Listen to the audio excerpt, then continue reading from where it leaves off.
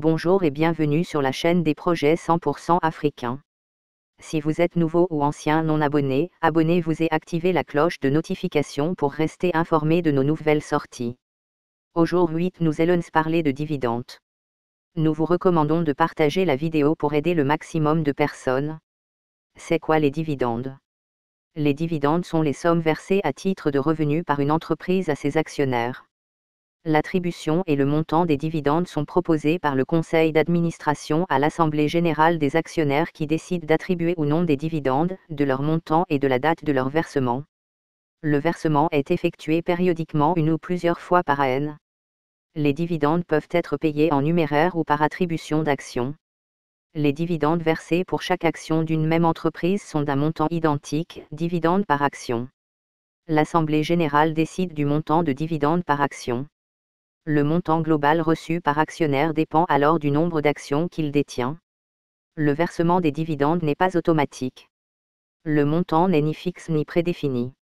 Exemple, selon nos recherches, les dividendes chez Orange ont été rémunérés comme suit.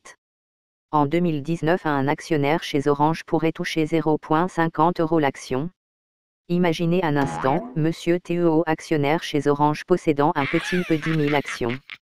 Monsieur Teo recevra 10 000 multiplié par 0,50 € ce qui donne 5 000 €, soit environ 3 282 932 francs CFA.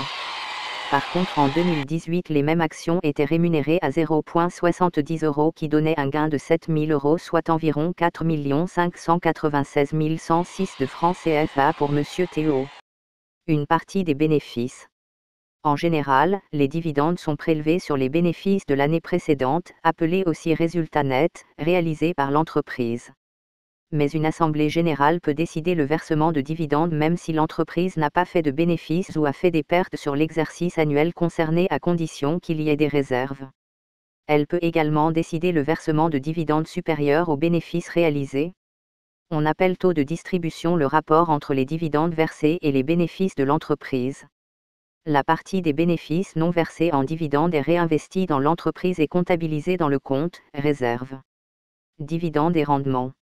On appelle souvent rendement le rapport entre le dividende de l'action et le cours de l'action. Le dividende ne constitue qu'une partie de la rentabilité obtenue par la détention d'une action. L'autre partie est constituée par la plus-value ou la moins-value obtenue au moment de la vente de l'action. La rentabilité totale de l'action est la somme des dividendes annuels versés pendant la détention de l'action et de la plus-value ou la moins-value réalisée au moment de la vente. Tant que l'action n'a pas été vendue, la plus-value estimée selon le cours de l'action est potentielle. D'autant plus élevée que le cours est bas. Mais en ce cas, le propriétaire de l'action risque de n'avoir qu'une faible plus-value ou même de subir une moins-value s'il vend son action lorsque le cours est bas. La rentabilité totale de son investissement peut être faible ou négative, alors que le rendement affiché sera élevé. Les grandes entreprises de l'Internet, comme Facebook ou Google, distribuent relativement peu de dividendes. Ce qui n'empêche pas leurs actions d'obtenir une forte rentabilité du fait d'une forte croissance de l'entreprise et d'une hausse rapide du cours de l'action, donc d'une plus-value intéressante pour les actionnaires. À court terme, le versement de dividendes constitue un prélèvement sur les ressources de l'entreprise. Au moment où ils sont distribués, le cours de l'action enregistre cette diminution des ressources par une baisse des cours. C'est pourquoi certaines entreprises autorisent les actionnaires à réinvestir leurs dividendes sous forme d'achat d'actions. À plus long terme, les rapports entre dividendes et cours de l'action sont plus complexes. D'un côté, le versement de dividendes attire des actionnaires et fidélise les actionnaires actuels. Cela joue positivement sur le cours de l'action. Mais d'un autre côté, un prélèvement excessif sur les ressources de l'entreprise pour rémunérer les actionnaires peut pénaliser la capacité de financement du développement futur de l'entreprise. Au niveau mondial, les dividendes distribués ont augmenté plus rapidement que la croissance économique. Les entreprises peuvent rémunérer les actionnaires en versant un dividende ou en rachetant leurs propres actions. En effet, ces achats d'actions tirent le cours de bourse à la hausse, ce qui augmente le prix des actions détenues par les actionnaires.